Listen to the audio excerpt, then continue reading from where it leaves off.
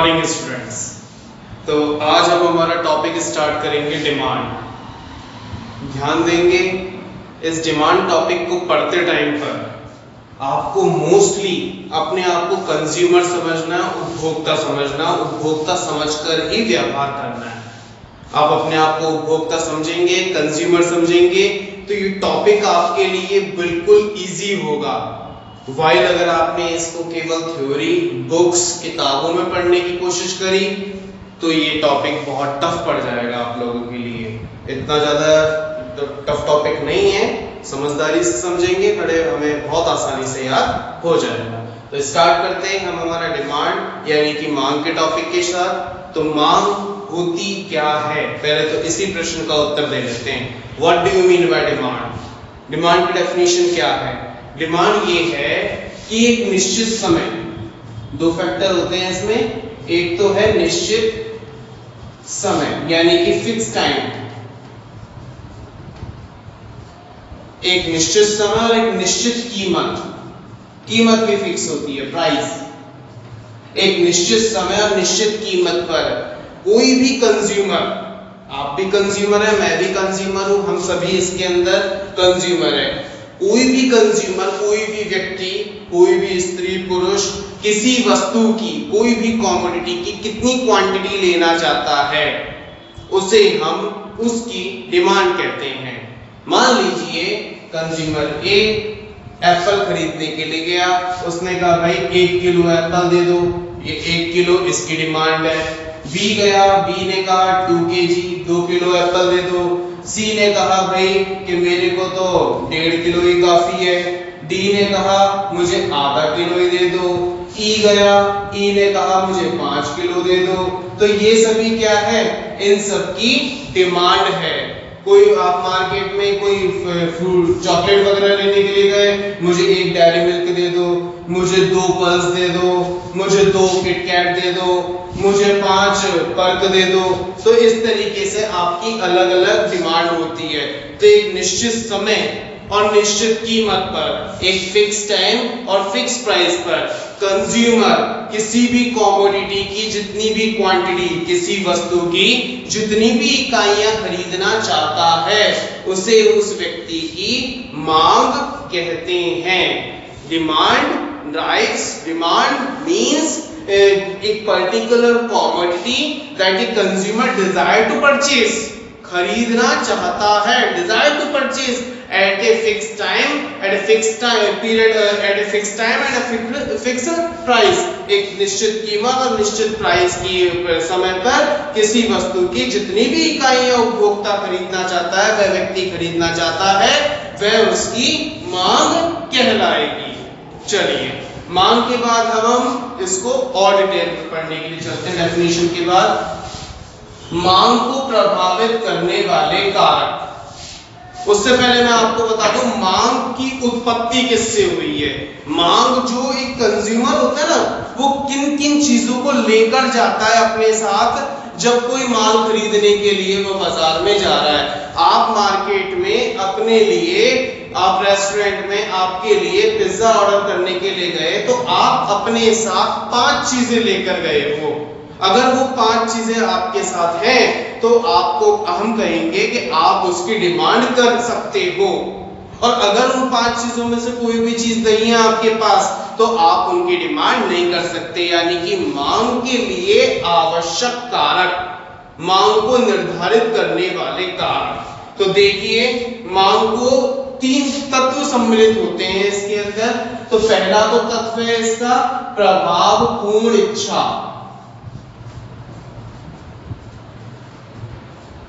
Effective wish, हमें कोई भी चीज की इच्छा कैसी होनी चाहिए, ऐसी होनी चाहिए जैसे हमने एक आवश्यकता के टाइम पर पढ़ा था, नॉर्मल इच्छा नहीं कि कभी समोसे खा लिए, कभी कचौड़ी खा ली, कभी भल्ला खा ली, कभी टिकिया खा ली, कभी क्या नाम है अब्रॉड घूमने गए, कभी दिल्ली गए, कभी मसूरी गए, ये सब नहीं। एक जरूरत बन जाए वो आपके लिए, एकदम जरूरी हो जाए, तो वो प्रभावपूर्ण इच्छा होनी चाहिए। दूसरा है बेटा प्रभावपूर्ण इच्छा के साथ उस आवश्यकता को यानी कि उस इच्छा को पूरा करने के लिए आपके पास पर्याप्त संसाधन होने चाहिए, आपके पास सफिशिएंट रिसोर्सेज होने चाहिए। कि आप उसे पूरा कर सकें, यानी कि आपके पास इतना पैसा होना चाहिए कि आप रेस्टोरेंट में जाकर पिज्जा ऑर्डर कर सकें, पिज्जा ले सकें। ठीक है। तीसरा होता है इन दोनों के साथ साथ जो दिखता नहीं है, साधनों को त्यागने की तत्परता। ये नहीं कि पैसा जेब में लेकर बैठे खर्च नहीं करें, पैसा खर्च भी करना है तो साधनों को त्यागने की तत्परता भी हमारे अंदर होनी चाहिए। तो साधनों को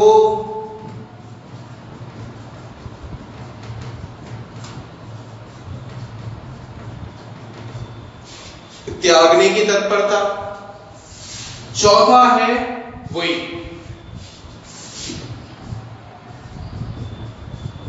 निश्चित समय और पांचवा निश्चित कीमत। ये वो 5 चीजें हैं जो कंज्यूमर की आवश्यकता का निर्माण करती है। ये 5 चीजें वो तत्व हैं, इनविजिबल फैक्टर्स, जिनसे हम कह सकते हैं हाँ ये कंज्यूमर अब डिमांड करेगा। ये सब उसको फोर्स करते हैं डिमांड करने के लिए। ये सारी वो चीजें हैं जो उसको फोर्स कर देती हैं डिमांड को करने के लिए, या फिर डेफिनेशन के अंदर ही ये कहीं ना कहीं इनविजिबल रूप से या विजिबल रूप से हमारे सामने प्रेजेंट रहती हैं। तो डिमांड की डेफिनेशन क्या होती है? एक निश्चित समय और एक निश्चित कीमत पर उपभोक्ता किसी वस्तु की जितनी भी इकाइयां खरीदना चाहता है उसे हम उस उपभोक्ता की मांग कहते हैं। ये इसके तत्व हो जाते हैं। अब हम चलते हैं आवश्यकता को प्रभावित आवश्यकता नहीं, मांग को प्रभावित करने वाले कारक। प्रभावित करने का मतलब है बेटा जो मांग को बदल सके। आप मान लीजिए अभी अभी ए पर्सन ने 1 किलो एप्पल खरीदने के लिए वो मार्केट में गया था और साथ ही साथ वो एक डेयरी मिल्क भी लेकर आया। तो अब इन दोनों 1 किलो एप्पल, 1 डेयरी मिल्क, इसकी वो डिमांड को कब चेंज कर सकता है? ऐसी कौन कौन सी चीजें जो इसकी डिमांड को चेंज का मतलब या तो डिमांड बढ़ जाए या डिमांड घट जाए। चेंज होने का यही है। तो या तो डिमांड बढ़ जाए या घट जाए, ये कब हो सकता है? ऐसे कौन कौन से फैक्टर्स हैं? बहुत सारे फैक्टर्स हैं, लेकिन हम यहाँ पर 3-4 फैक्टर्स जो इंपॉर्टेंट है अभी हम स्टार्टिंग में उन्हीं के बारे में पढ़ेंगे, जो इंडिविजुअल किसी व्यक्ति विशेष पर, हर व्यक्ति विशेष पर प्रभाव डालते हैं। तो देखिए वो 3-4 कारक कौन कौन से। पहला तो है कंज्यूमर की इनकम, दूसरा है भाई कंज्यूमर की इनकम के बाद वस्तु की कीमत, तीसरा है संबंधित वस्तु की कीमत,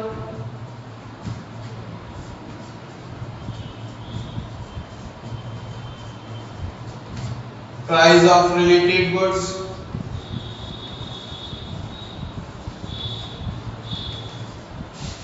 चौथा होता है अधिमान, प्रेफरेंस। तो समझते हैं इनके बारे में। हमने माइक्रो जब पढ़ी तो माइक्रो के अंदर हमने ये बात को फोर्स किया कि माइक्रो डिपेंड करती है सेटेरिस पारिवस पर।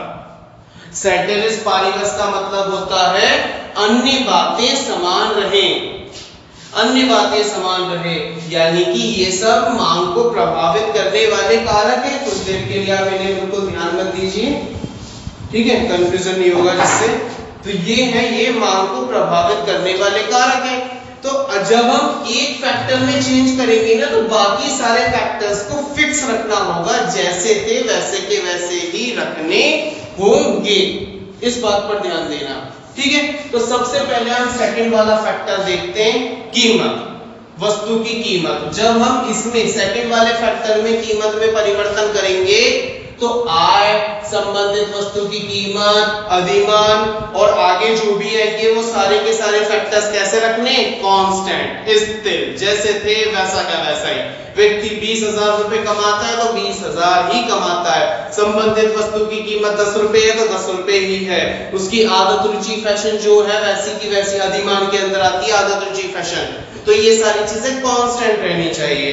अब ऐसी सिचुएशन में जब सब कुछ सेम है लेकिन प्राइस के जाने के चुलमची, प्राइस बढ़ गई, कीमत बढ़ गई, कीमत बढ़ गई, दूसरा मतलब सिंपल सेंस में क्या कहते हैं, कुछ चीजें महंगी हो गई। मैं आपसे पूछना चाहता हूं, मैंने आपको बोला था आप कंज्यूमर हैं, जब चीजें महंगी हो जाती हैं तो नॉर्मल कंज्यूमर क्या करता है, कम खरीदना शुरू कर देता है या नहीं खरीदता, यानी कि प्राइस बढ़ने पर डिमांड घट जाती है।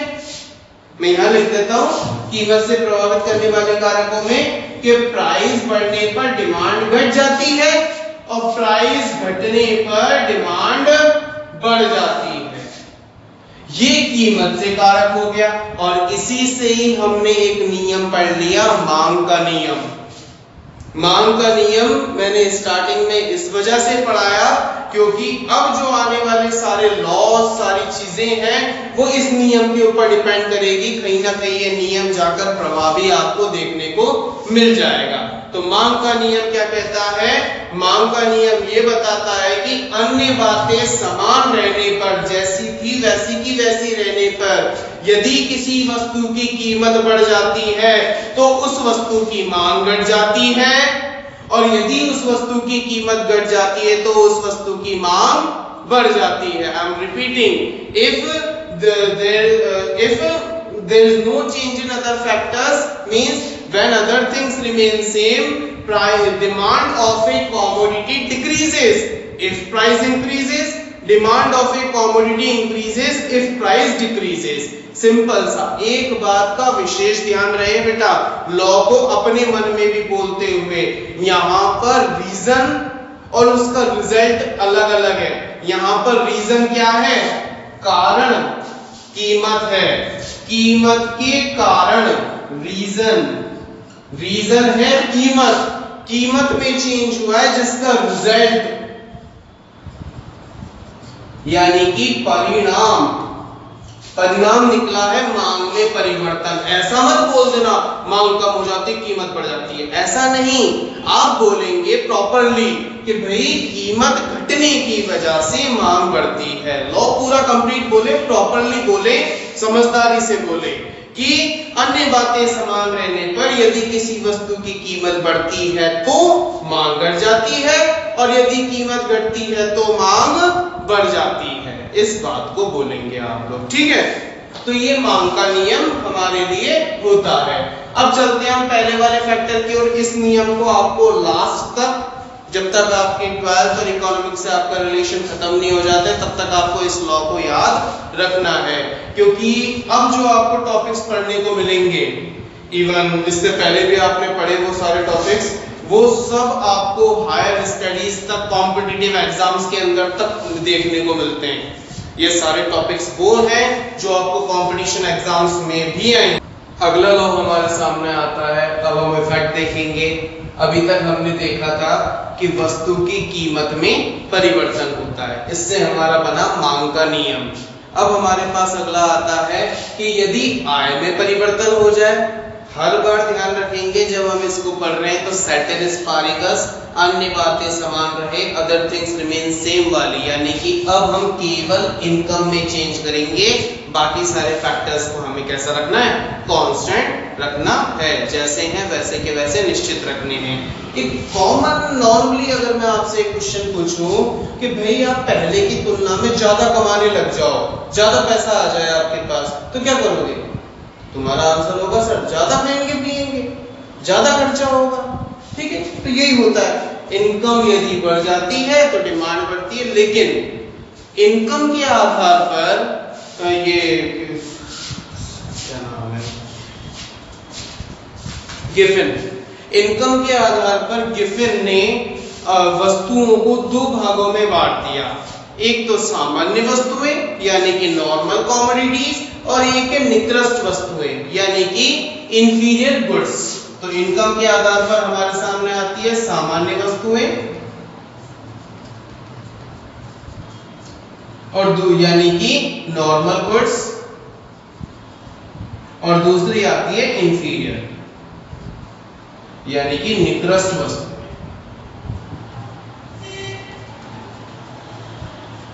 अब ये निकृष्ट और सामान्य का कॉन्सेप्ट क्या है, इसको समझते हैं कि भाई ये सामान्य कौन सी हुई, निकृष्ट कौन सी है। निकृष्ट मतलब बेकार, है ना।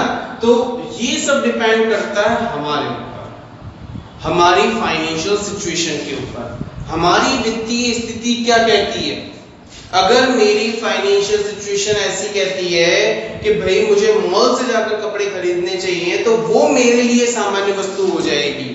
अगर मेरी वित्तीय स्थिति ये होती है कि नहीं, मेरे को तो फुटपाथ से कपड़े खरीदने चाहिए, तो वो मेरे लिए सामान्य वस्तु हो जाती है। यानी कि हर व्यक्ति के लिए सामान्य और निकृष्ट का जो क्राइटेरिया होता है वो अलग अलग होता है। किसी के लिए सामान्य, किसी के लिए वो जो बहुत ऊपर है वो सामान्य है, जो नॉर्मल लोग खरीद लेते हैं वो निकृष्ट हो गया उसके लिए। वाइल कुछ लोगों के लिए नॉर्मल, हम सभी जो मोस्टली लोग खरीदते हैं शॉप वगैरह से हम लोग परचेस करना चाहते हैं, वो मोस्टली एग्जांपल दे रहा हूँ मैं आप लोगों को, हम सब जो माल खरीदना चाहते हैं वो शॉप से खरीदना चाहते हैं, या फिर शूज वगैरह खरीदेंगे हम किसी अच्छे शॉप से जाकर, हम ठेलों से कपड़े नहीं खरीदेंगे।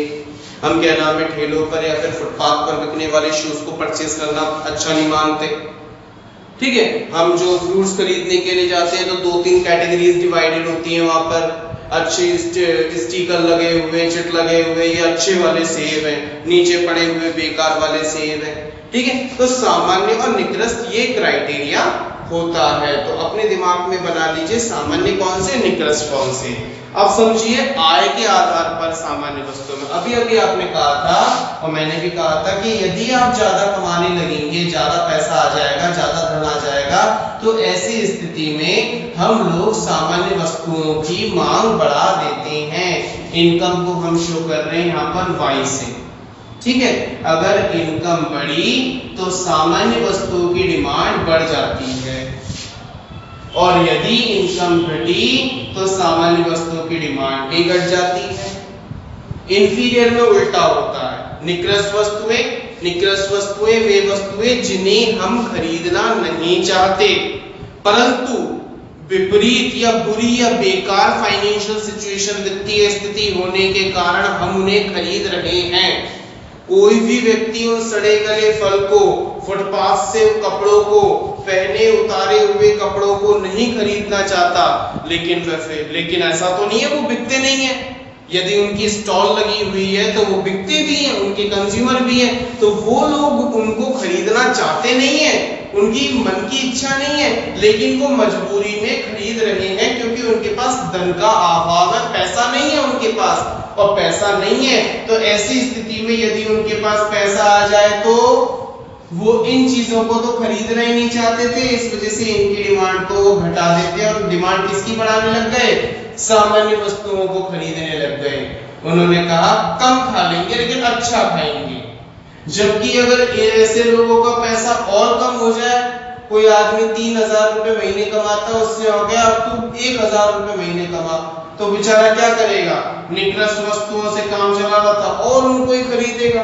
थोड़ी बहुत जो 1-2 आइटम घर में ले आता था अच्छे साफ सुथरे से, वो भी बंद करेगा। नहीं बेटा, तू तेरा जो बैग है वो अब फटे पुराने बैग से ही काम चला ले। तो निकृष्ट वस्तु में ये नियम होता है। क्या हुआ आय के संदर्भ में, आय ने इनकम के आधार पर वस्तुएं 2 प्रकार की होती है, सामान्य वस्तुएं, निकृष्ट वस्तुएं, नॉर्मल गुड्स और इंफीरियर गुड्स। तो समझिए सामान्य वस्तुओं में नियम क्या होता है। तो सामान्य वस्तुएं कौन सी होती हैं, सामान्य वस्तुएं वे वस्तुएं होती हैं जो सामान्य वित्तीय स्थिति में एक व्यक्ति खरीदना चाहता है, जबकि निकृष्ट वस्तुएं वे वस्तुएं होती हैं जो विपरीत वित्तीय स्थिति के कारण, यानी कि पुअर फाइनेंशियल सिचुएशन होने की वजह से पर्सन, जो वो व्यक्ति है, वो खरीदता है क्योंकि उसकी वित्तीय स्थिति कमजोर है, फाइनेंशियल सिचुएशन उसकी कमजोर है, इस वजह से वो इन चीजों को खरीद रहा है।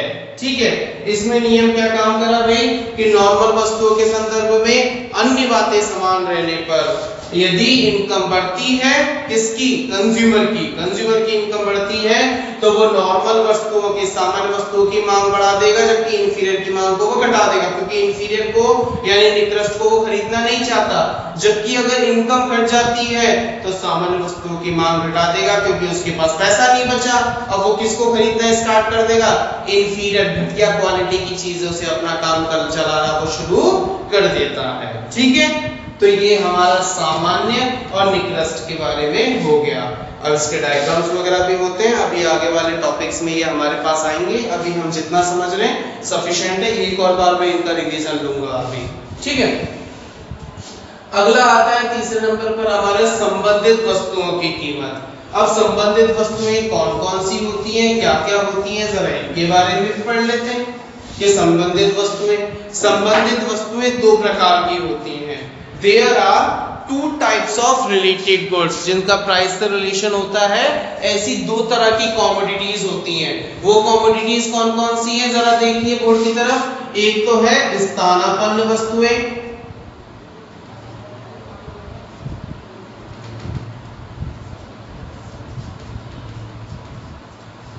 यानी कि सब्स्टिट्यूट गुड्स, और दूसरी होती है पूरक वस्तुएं, यानी कि कॉम्प्लीमेंट्री गुड्स।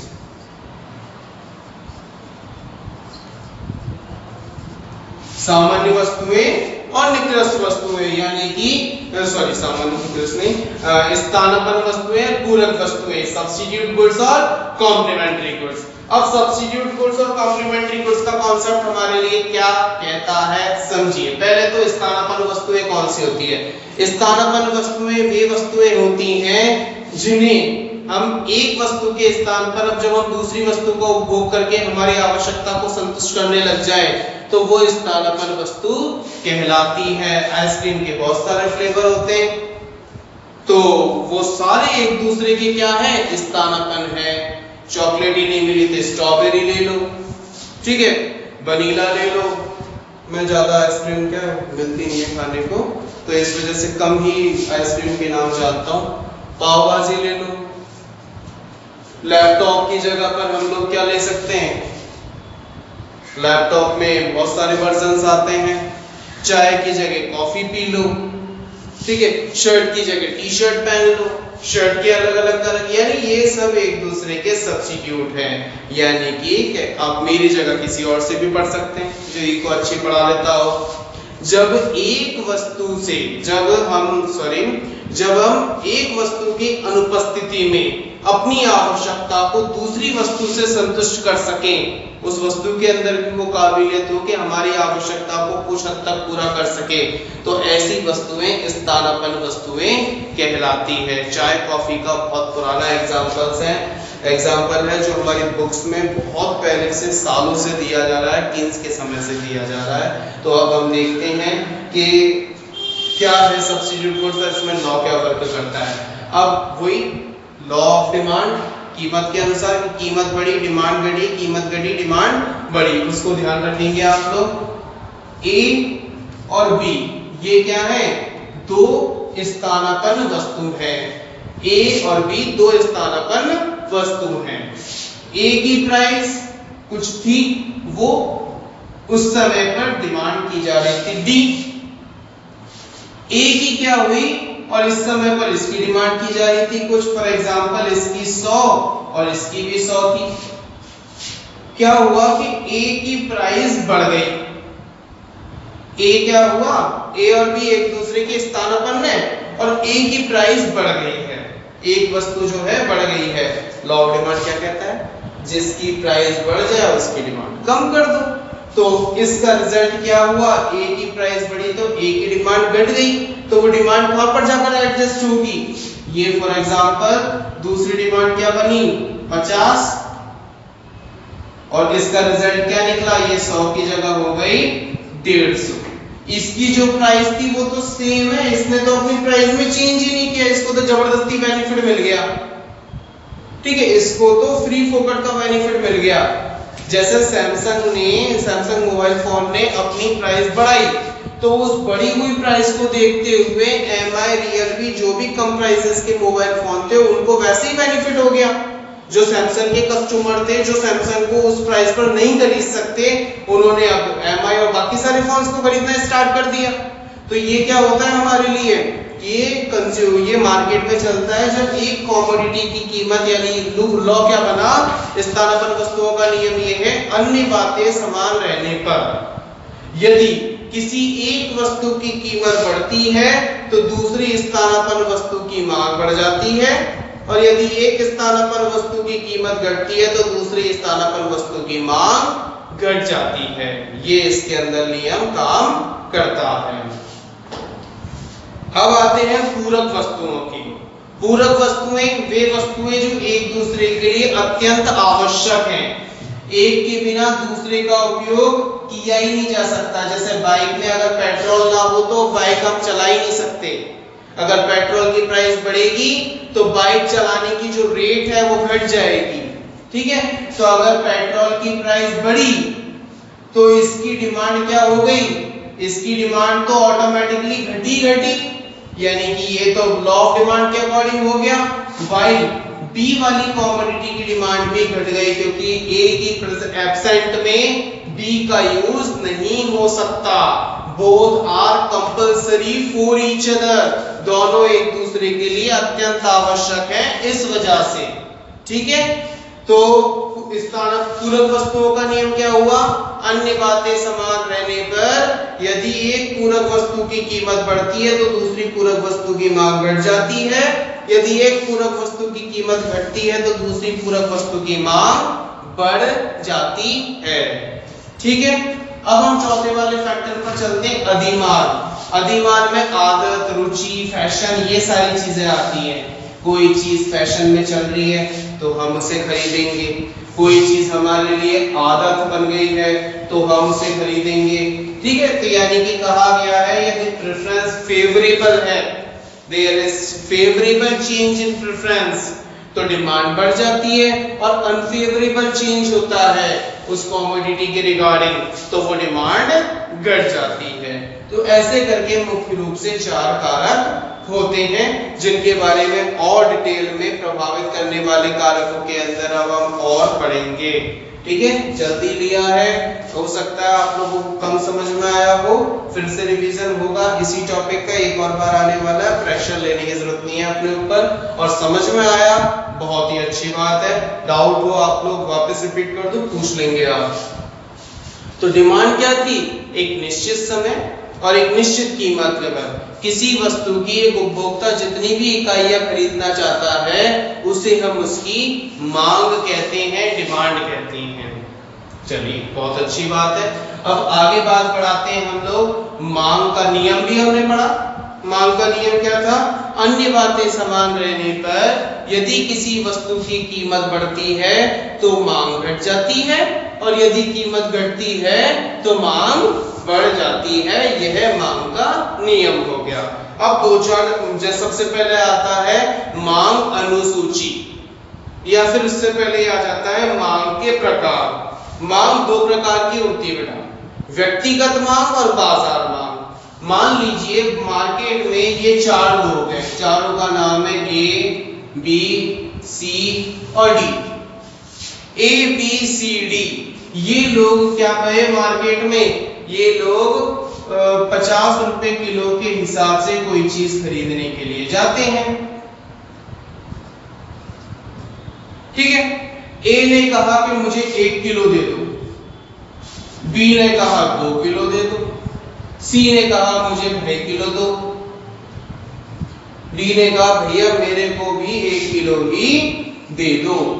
ये इन चारों की अलग अलग डिमांड हो गई। तो ये क्या हो गई, व्यक्तिगत मांग। एक निश्चित समय, एक निश्चित कीमत पर एक उपभोक्ता विशेष की किसी वस्तु की जो डिमांड मांग होती है उसको हम उसकी ये बी की व्यक्तिगत मांग है, सी की व्यक्तिगत मांग है, डी की व्यक्तिगत मांग है।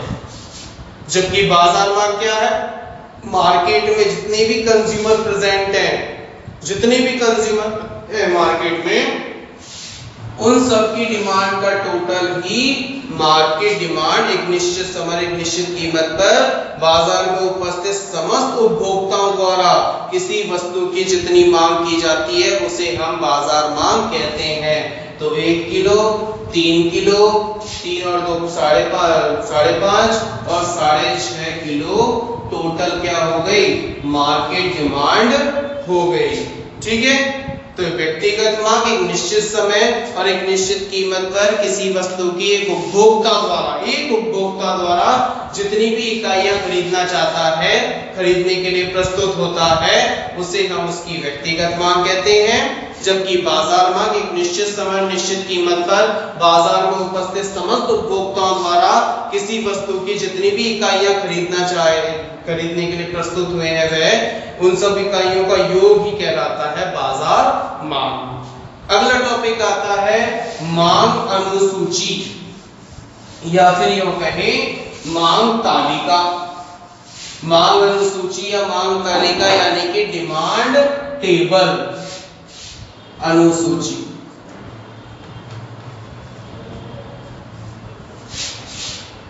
या तालिका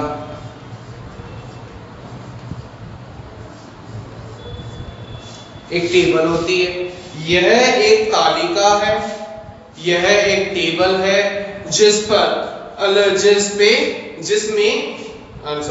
यह एक तालिका होती है जिसमें किसी वस्तु की अलग अलग कीमत स्तरों पर अलग अलग मांग मात्रा को दर्शाया जाता है। हम वो एग्जांपल ले लेते हैं कि मार्केट में ए, बी और सी नाम के 3 कंज्यूमर है। देयर आर टोटल कंज्यूमर कितने? केवल 3 है। ठीक है, इन्होंने हुई कॉमोडिटी परचेज करने की सोची, प्राइस दी हुई है, प्राइस कॉमोडिटी का नाम है, गुड्स का नाम है एक्स। इन्होंने खरीदने 10 रुपए पर, इसने डिमांड करी कि भाई मैं तो 2 इकाइयां खरीदूंगा, मैं 5 खरीदूंगा, मैं 10 खरीदूंगा। ठीक है, अगली फिर क्या हुआ, कीमत घट गई, कीमत घटकर 5 रुपए हो गई।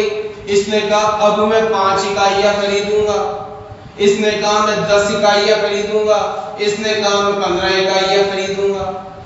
ठीक है, अब फिर कीमत फिर वापस घट गई, कीमत घटी, मांग बढ़ेगी, तो फिर इसने कहा मैं 10 इकाइयां खरीदूंगा, इसने कहा मैं 20 इकाइयां खरीदूंगा, इसने भी कहा मैं भी 20 इकाइयां खरीदूंगा।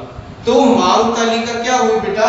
मांग तालिका किसी वस्तु की अलग अलग कीमत स्तरों पर जो अलग अलग मांग की जाती है, अलग अलग प्राइस है, अलग अलग जो डिमांड दर्शाती जाती है टेबल के माध्यम से, तालिका के माध्यम से, इसी तालिका या टेबल को मांग अनुसूची या मांग तालिका कहते हैं। ये भी 2 प्रकार की होती है, व्यक्तिगत और बाजार। व्यक्तिगत मतलब जैसे कि ए की अलग हो गई, बी की अलग हो गई, सी की अलग हो गई। क्या डेफिनेशन बनी? एक किसी वस्तु की अलग अलग कीमत स्तरों पर एक उपभोक्ता द्वारा की जाने वाली अलग अलग मांग को दर्शाने वाली तालिका, उसके लिए क्या हो गई? व्यक्तिगत मांग तालिका हो गई। आप किसी इंडिविजुअल को ले लें, ए को ले सकते हैं, बी को ले सकते हैं, सी, एक बार में एक को ले लो। जब बाजार मांग तालिका की बात आए, जब इन तीनों का टोटल लगा दो कि क्या हुआ, मार्केट डिमांड किसी वस्तु की अलग अलग कीमतों पर बाजार में उपस्थित समस्त उपभोक्ताओं द्वारा जो कुल मांग की जाती है 10, 5 और 2 17, उसको हम बाजार मांग तालिका कहते हैं। यानी टेबल में बता दिया तो तालिका हो गया। 15 और 30 50 ये बाजार मांग तालिका हो जाती है।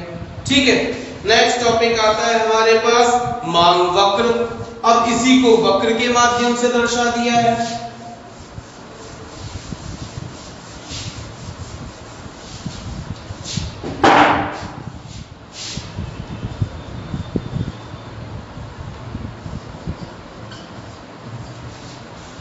वक्र बनाते समय हम लोग एक्स अक्ष पर तो लेते हैं बेटा इकाइयां, और यहां आती है कीमत, यहां आती है प्राइस, और यहां आती है क्वांटिटी। ठीक है, प्राइस और क्वांटिटी आ जाती है। तो अलग अलग कीमतों पर अलग अलग इस तरीके से मांग वक्र बनता है। जैसे मांग का नियम ध्यान रखना, मैंने बोला था आपसे मांग का नियम मोस्ट इंपॉर्टेंट है। प्राइस है P, इस पर डिमांड Q की जा रही है, प्राइस बढ़ गई, प्राइस बढ़ी तो डिमांड घट गई।